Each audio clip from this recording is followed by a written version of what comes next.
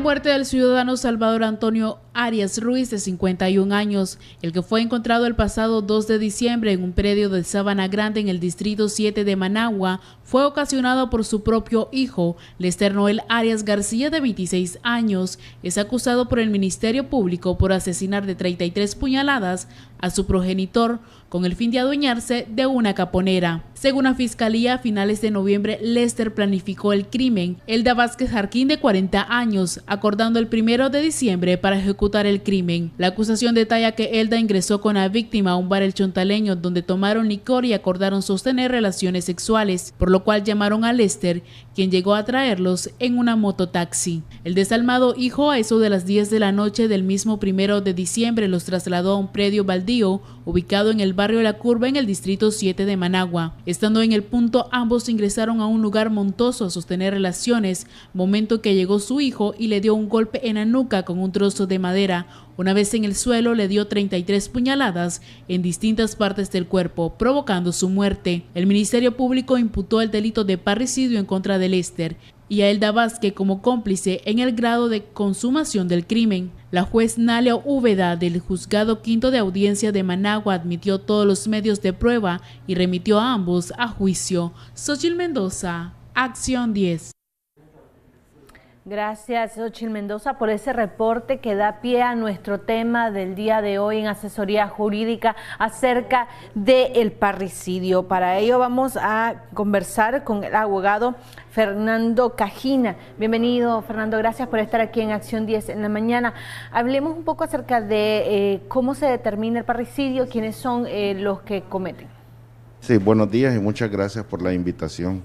Definitivamente que es un tema bastante lamentable abordar cuando hay un caso real como el que estamos abordando, ¿no?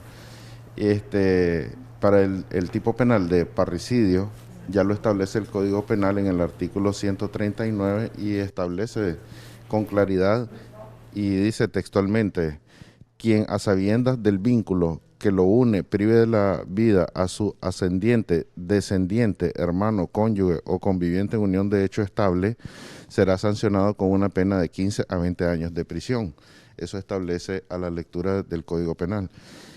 Además, establece también de que cuando hay un agravante, en este sentido, el Código Penal nos dice que si concurriera alguna de las circunstancias del asesinato, la pena será de 20 a 25 años. Las circunstancias del asesinato es cuando hay alevosía, ensañamiento o ventaja, que en este caso, pues el caso concreto que estamos abordando, hay ensañamiento, pues porque, o sea, si vos observas bien, el ensañamiento se da que son 30 puñaladas, exactamente. Entonces, no es por decir así que por accidentalmente vine y te apuñalé una vez, dos veces, sino que o en un momento de furia, de enojo, de rabia, golpeas a alguien o apuñalas a alguien. Entonces, pero en este caso estamos viendo que dice el Instituto de Medicina Legal que hay 30 puñaladas, entonces ahí es un agravante. De hecho ya es un agravante, y la autoridad judicial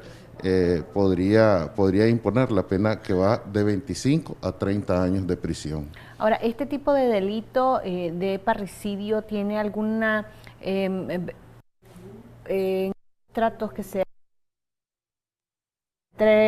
culpable y es llevado a prisión para completar la pena? ¿Podría haberse beneficiado con algún tipo de medida cautelar o de cambio de medida según su comportamiento, Fernando? Porque hemos visto cómo en el año reciente han liberado a muchas personas, presos comunes, que no necesariamente llevó a cabo un estudio real basado en su comportamiento. Este tipo de delito también tiene esos tipos de beneficios que están establecidos en la ley.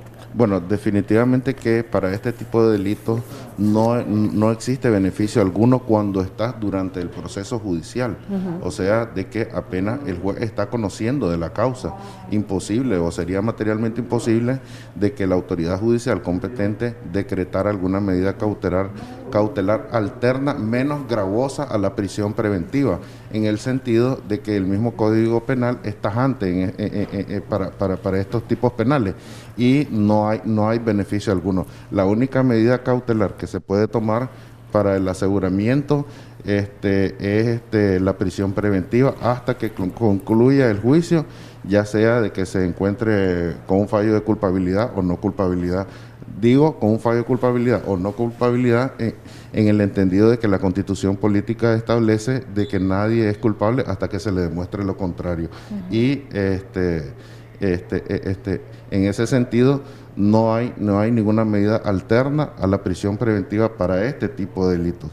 Si más adelante, una vez condenado con sentencia firme, se le pudiese otorgar un beneficio con respecto a la convivencia familiar, pero eso ya no es resorte de la autoridad judicial, sino que ya pasa a ser resorte o un tema de las autoridades del sistema penitenciario nacional, en donde le quieran dar un beneficio, pues. Pero esto básicamente la autoridad judicial no puede ni debe otorgar ningún beneficio, porque al final de cuentas no está contemplado en la ley como para otorgarle un arresto domiciliar, al menos durante se esté ventilando el proceso judicial.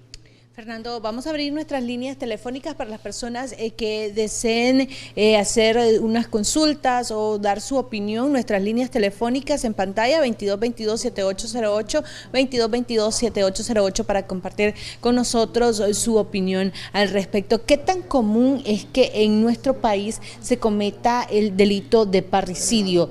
¿Y en qué zonas del país es más típico, Fernando?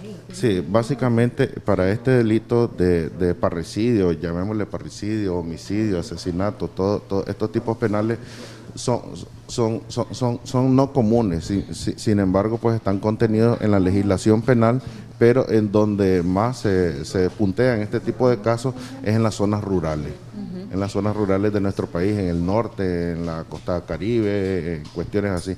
Pero básicamente alrededor de la zona del Pacífico, pues es bastante escaso este tipo de conducta que conllevan a este delito.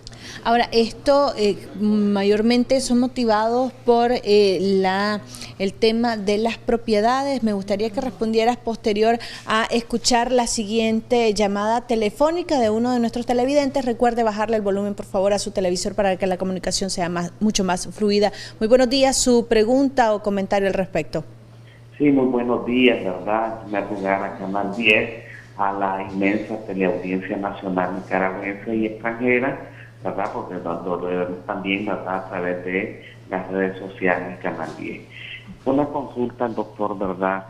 ¿Hasta qué grado de afinidad y consanguinidad, ¿verdad?, cubre lo que es el parricidio? Porque eso pues no lo escuché, pues, y necesito pues aclaración a toda la teleaudiencia.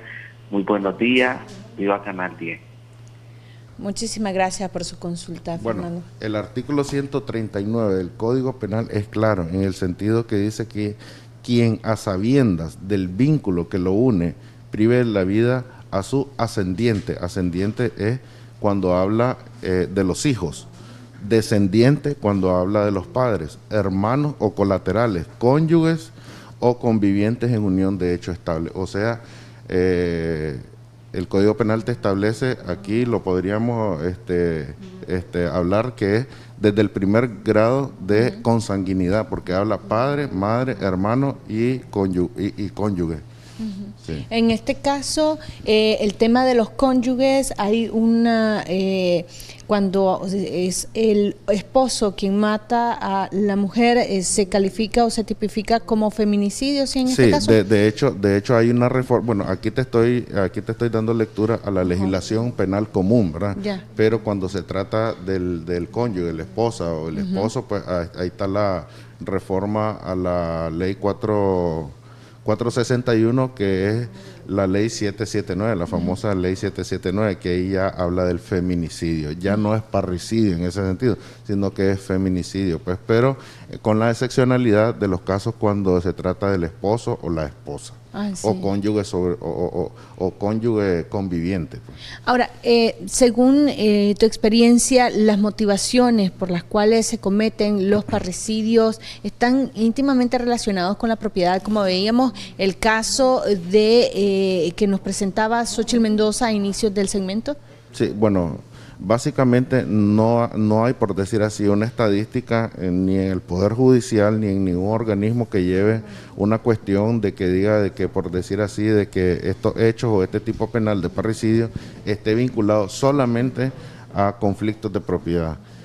Generalmente pueden estar vinculados también a cuestiones emocionales, por decir así, sentimentales, de parejas, de exparejas, pleitos entre hermanos por herencias inclusive, pleitos de propiedades. No necesariamente tiene que estar vinculado a un solo comportamiento o a una sola conducta, sino que puede cubrir una serie de circunstancias de que se da el delito y entre la misma familia se están matando, pues. Sí. Muchísimas gracias, Fernando, por hablarnos acerca de este tema y cómo nuestra legislación sanciona a aquellas personas que cometen este tipo de delito y que es comprobado ante un judicial. Yo le doy traslado ahora a Odili Vargas, que tiene información de interés para todos nosotros. Adelante, Odili.